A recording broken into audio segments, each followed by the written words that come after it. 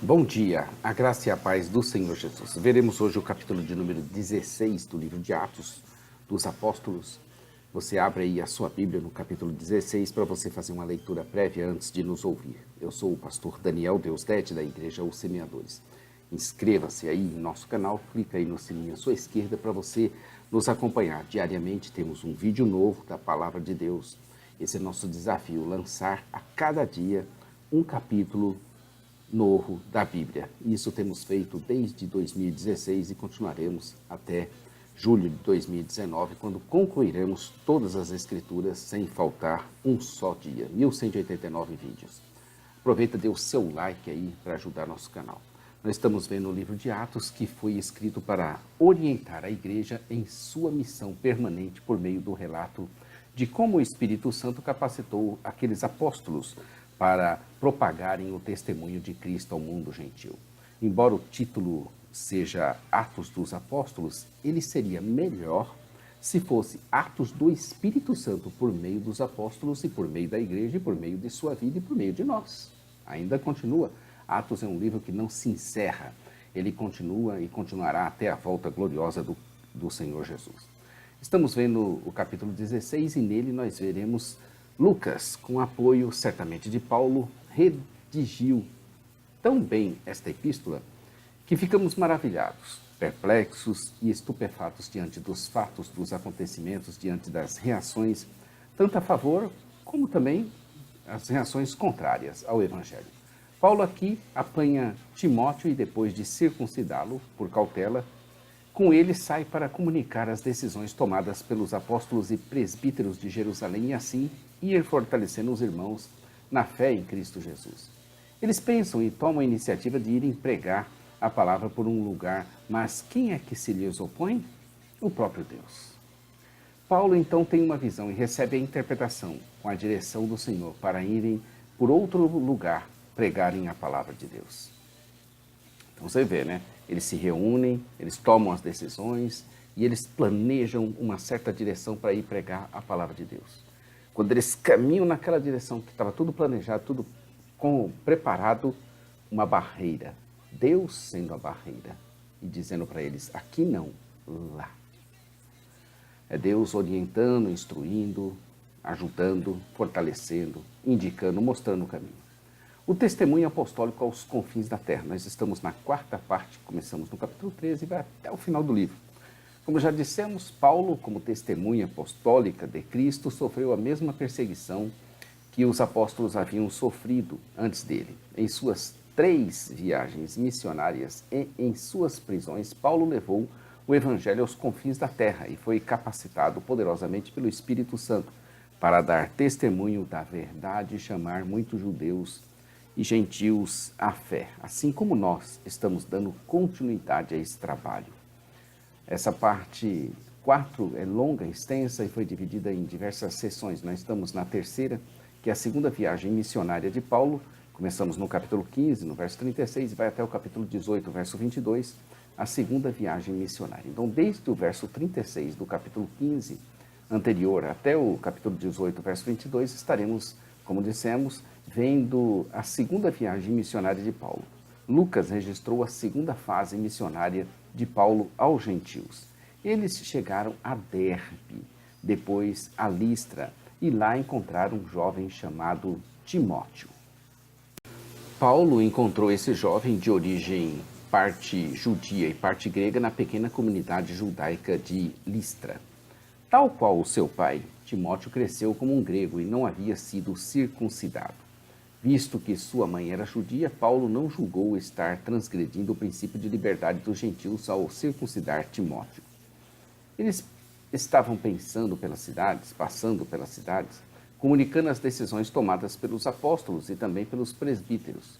Como visto consistentemente até aqui, a decisão comunicada às igrejas não fora tomada pela Assembleia de Crentes, mas pelo Concílio de Apóstolos e Presbíteros, com autoridade sobre as igrejas locais. As decisões foram comunicadas para que fossem observadas.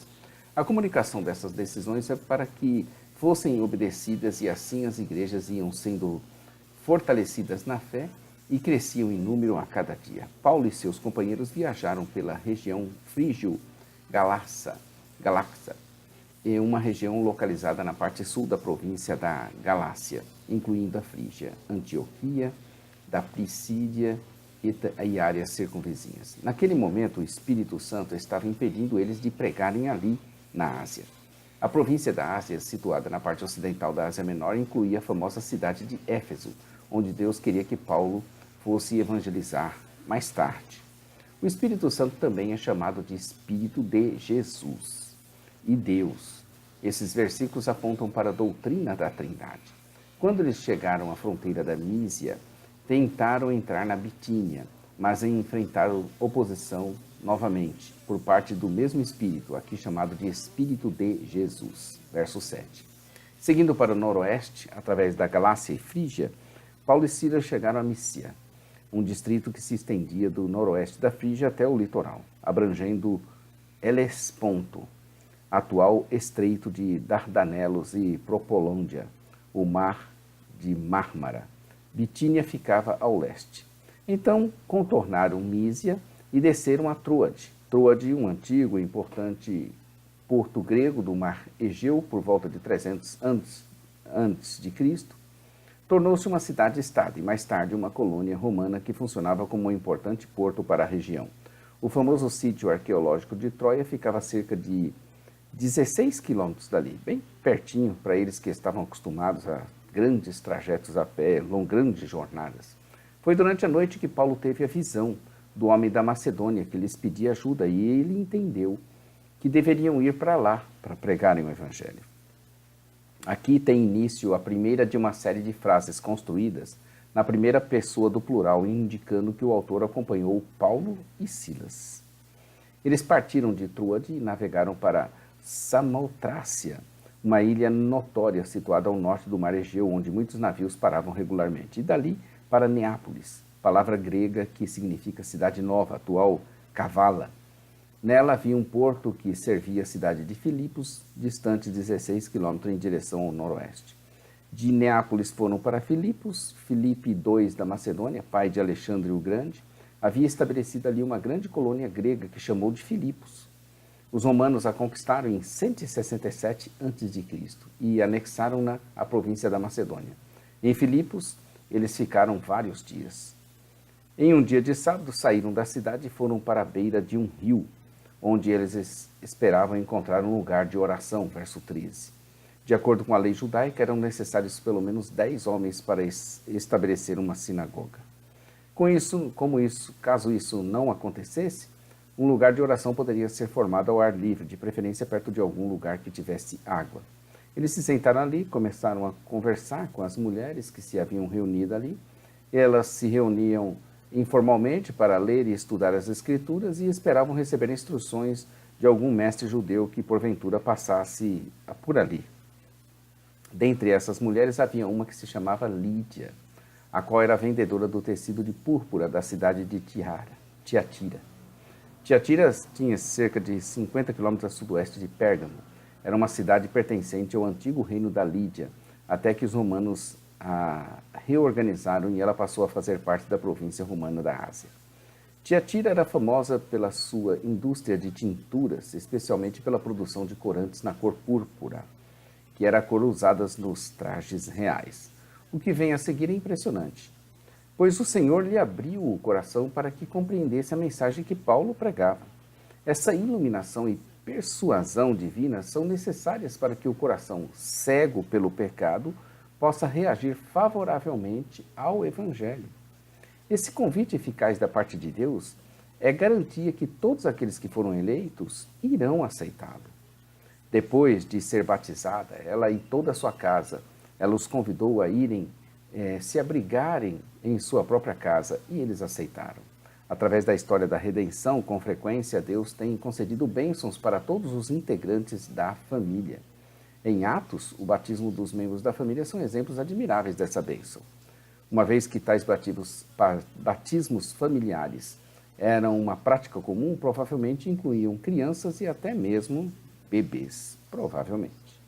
Em um determinado dia, estando eles indo para o costumeiro lugar de oração, encontraram uma escrava que estava possessa de espírito adivinhador, literalmente um espírito de pitonisa.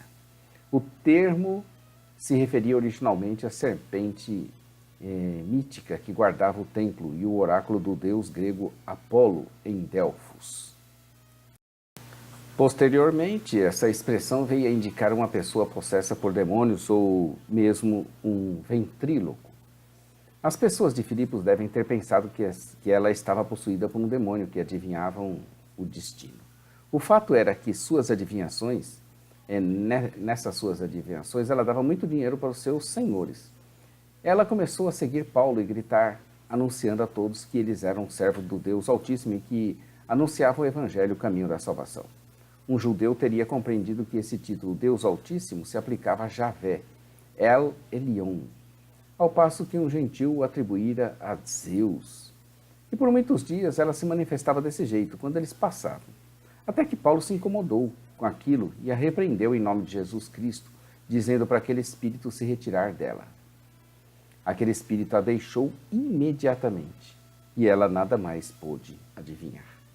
De acordo com o entendimento da expressão Deus Altíssimo, todos entenderam que Paulo estava querendo transmitir a ideia de que Jesus, como divindade, é quem havia expulsado o demônio. Com a saída do espírito adivinhador do corpo daquela jovem, seus senhores viram o seu negócio fácil se desmoronar. Então agarraram Paulo e Silas e os arrastaram para a praça principal diante das autoridades. Agarraram somente esses dois porque eram judeus e líderes da equipe missionária, uma vez que seus companheiros Lucas, um gentil da Antioquia da Síria, e Timóteo, um meio gentil de Listra, eram gentios e por isso não foram acusados. A acusação era de que Paulo e Silas estavam ensinando uma religião ilegal, em latim, religio illicita, e deste modo perturbando a paz romana, Pax Romana. No entanto, essa acusação foi motivada por questões culturais e preconceito mesmo religioso. Enquanto eles estavam lá e não incomodavam ninguém, permitiam ele ficar ali. Mas no momento em que ele mexeu na ordem econômica do Estado, as coisas para o lado deles não ficou nada boa. Mas isso é o que nós devemos fazer. Nós não devemos nos calar diante das coisas que acontecem, mas devemos proclamar o Evangelho a plenos pulmões, quer gostem, quer não gostem. Quer soframos com isso perseguições, quer não soframos. Quer sejamos condenados a ir para a cadeia por causa disso, quer não sejamos.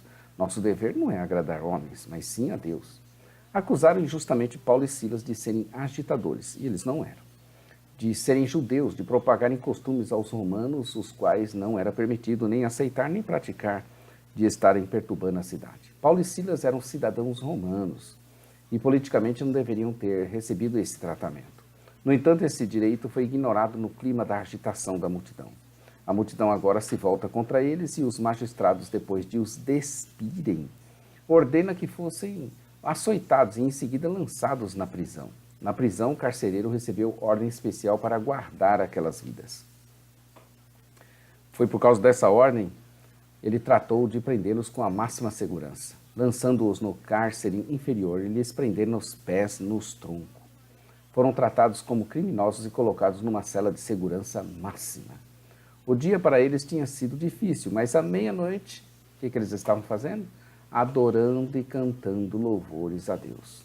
Poderiam eles terem escolhido o caminho das maldições, das reclamações, das murmurações, do apelo à injustiça, mas não, resolveram louvar a Deus. Todos os presos os ouviam louvando a Deus. Então eles foram presos, eles poderiam mesmo estar lamentando a sua sorte. Ah, eu sou homem de Deus, estou aqui pregando o evangelho e vocês me prendem. Ah, vocês são filhos do diabo que não deixam o evangelho seguir. Ah, é uma injustiça, chama meu advogado. Ah, eu estou muito angustiado, que coisa terrível que está acontecendo. Não, eles cantavam e louvavam a Deus. O que acontece em seguida? Um grande terremoto foi o que aconteceu. Violento mesmo a tal ponto, forte que abalou os alicerces da prisão e imediatamente todas as portas da prisão foram abertas. E as correntes de todos foram soltas. Terremoto que abre portas e terremoto que desfaz as cadeias e os cadeados, tira as trancas. Esse é o terremoto aí, né? E as correntes de todos foram soltas. Existe uma realidade aqui, física, espiritual, onde a matéria obedece ao comando de vontades externas. como a daqueles anjos que estavam ali libertando a todos. Parece que eles entraram numa outra dimensão, interferiram nessa dimensão, mesmo que estando com cadeias, cadeados, chaves, segurança, as portas se abriam apenas com os comandos deles. Quando o carcereiro acordou e viu todas as portas abertas, puxou da sua espada com a intenção de se matar mesmo. De acordo com a lei romana, se um prisioneiro fugisse, o guarda responsável deveria morrer em seu lugar. Era essa a lei. No entanto, Paulo interviu a tempo e lhe pediu que não fizesse aquilo. O carcereiro estava trêmulo, assustado, com medo, e se prostrou diante de Paulo e Silas. Depois os levou para fora da prisão e perguntou a eles o que deveria fazer para ser salvo. A resposta deles foi: crê no Senhor Jesus e serão salvos, tu e a tua casa. E hoje nós usamos esse verso 31 muitas vezes, né? Para outros exemplos de salvação em família, temos aí outros versículos bíblicos. No capítulo 2, verso 38, no capítulo 10, versos 24, capítulo 1 Coríntios 1, verso 16. Quando uma pessoa aceitava uma determinada religião, toda a família era envolvida, verso 34. Aquela noite estava sendo bastante especial. Eles pregaram a palavra de Deus a ele e a todos os de sua casa. E naquela mesma boa hora da noite, o carcereiro lavou as feridas deles. Em seguida, ele e todos os seus foram batizados. O carcereiro os havia levado para sua própria casa, onde serviu-os com uma refeição e com todos os de sua casa alegrou-se muito por haver crido em Deus. Aquela libertação miraculosa à noite apenas serviu para a salvação do carcereiro e de toda a sua família, pois que eles mesmos voltaram para a prisão à espera do amanhecer do dia.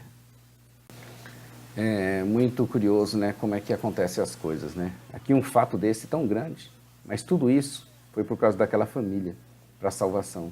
Porque eles mesmos escolheram voltar para a prisão. Não, vamos ficar lá na prisão mesmo, vamos esperar lá o que tem que acontecer, não vamos ter medo não. Então amanheceu o dia, aqueles magistrados que prenderam Paulo e Silas pediram ao carcereiro que soltasse eles, que já estavam soltos, né? Mas voltaram por livre e espontânea vontade. Meu Deus, quanta fé, quanta coragem, quanto noção de soberania de Deus e quanto amor pela missão que tem de pregar o Evangelho. Que isso possa contaminar você, contaminar no sentido bom, né? Que isso possa te envolver, isso possa te conquistar. Então amanheceu o dia, mandaram chamá-los, mas Paulo não acatou, antes os desafiou a irem pessoalmente libertá-los, pois que eles eram cidadãos romanos, e foram açoitados sem o devido processo legal. Paulo apelou à sua cidadania romana, que o eximia de brutalidades como açoites e torturas. Quando o cidadão romano era julgado no tribunal romano, lhe era concedido o direito de levar o seu caso perante César. Com aquela notícia, todos temeram muito e foram até eles pedirem desculpas, conforme Paulo e Silas pediram. Aqueles magistrados foram os que conduziram para fora da prisão e pediram a eles que deixassem aquela cidade. Depois de saírem da prisão, Paulo e Silas foram à casa de Lídia, onde se encontraram com os irmãos e os encorajaram. Era frequente que os primeiros cristãos se reunissem em casas, particularmente para adorarem a Deus. Filemão 2. O termo irmão geralmente se refere a todos os cristãos. Nesse caso, o termo inclui Lídia e os de sua casa, a jovem possessa, provavelmente o carcereiro e os da sua casa, e Lucas, que nesse momento estava em Filipos. Depois disso, Paulo e Silas partiram, no verso 40. Então, aqui as autoridades foram lá, ficaram com medo e libertaram eles normalmente. Atos 16 começa bem assim. Chegou também a Derbe e a Listra. Havia ali um discípulo chamado Timóteo, filho de uma judia crente, mas de pai grego. É assim que começa o capítulo 16. E o seu último versículo diz, o versículo 40, tendo-se retirado do cárcere, dirigiram-se para a casa de Lídia e, vendo os irmãos, os confortaram. Então partiram. A mente deles, em Atos dos Apóstolos, parecia programada para sempre para pregarem o Evangelho. 2 Timóteo 4,2 diz, prega a palavra, insta, quer seja oportuno, quer não. Corrige, repreenda, exorta com toda a longanimidade e doutrina. Parecia que a mente deles estava programada. Impressiona-nos o levante contrário em Atos, com uma forte oposição à pregação da palavra de Deus. Paulo e Silas acabaram, por isso, presos e torturados, mas nem se importavam. Queriam apenas pregarem e serem efetivos, eficazes e eficientes. Meus queridos, amanhã estaremos aqui com o capítulo 17. O arrependimento não é um pedido, mas uma ordem de Deus. Amanhã você confere aqui o capítulo 17 conosco. Inscreva-se aí no nosso canal, clica no sininho à sua esquerda, não deixe de fazer isso e dá o seu ok, dê o seu like. Também compartilhe, divulgue, comente. Estamos aí juntos nessa caminhada. A parte escrita, para te ajudar com mais textos, ilustrações e outras coisas mais, jamaisdesista.com.br. Não perde não, entra lá, que em breve também você vai encontrar infográficos em cada capítulo da Bíblia. Ainda não temos os infográficos, mas teremos, de todos os capítulos. Nossa loja virtual, semeadores.com.br. Entra lá, faça compra, nos ajude aí na nossa missão de espalhar a boa palavra. Nosso programa de rádio, radio.semeadores.com. A todos um bom dia, fiquem com Deus e, como dissemos sempre, Maranata. Ora, ora, vem, Senhor Jesus. Deus te abençoe, queridos.